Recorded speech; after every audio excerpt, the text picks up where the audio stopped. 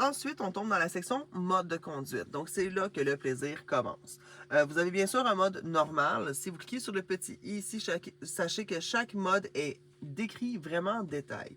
Donc, dans le mode normal, par exemple, on nous dit que c'est pour une conduite en ville ou sur l'autoroute, que ça équilibre la performance et l'autonomie du véhicule et que ça va demeurer actif lors du prochain démarrage du véhicule.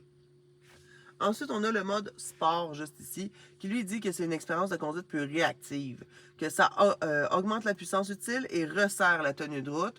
Donc, vous allez remarquer aussi que le volant est un petit peu plus stiff en bon québécois ou serré, si vous préférez. Lui aussi va demeurer actif lors du prochain démarrage du véhicule. Et ici, il vous donne encore une fois quelques recommandations afin d'avoir une meilleure utilisation de ce fameux mode. Vous avez également ici le mode neige-glace. Lui est pour les chaussées glissantes. Bienvenue au Québec. Il répartit la transmission de la puissance et optimise le système d'antipatinage. Celui-là, un petit peu plus original, se réinitialise lorsque vous éteignez votre véhicule.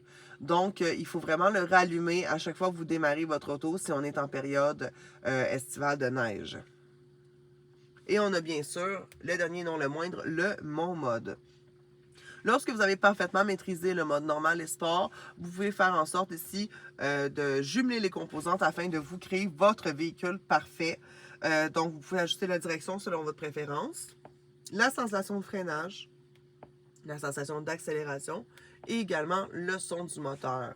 Vous allez voir ici dans le Mon mode, ici c'est vraiment, ils vous le disent là, que ça va être votre mode, que c'est vous qui allez programmer que ce mode va être activé et que ces réglages vont être utilisés à chaque démarrage de votre véhicule.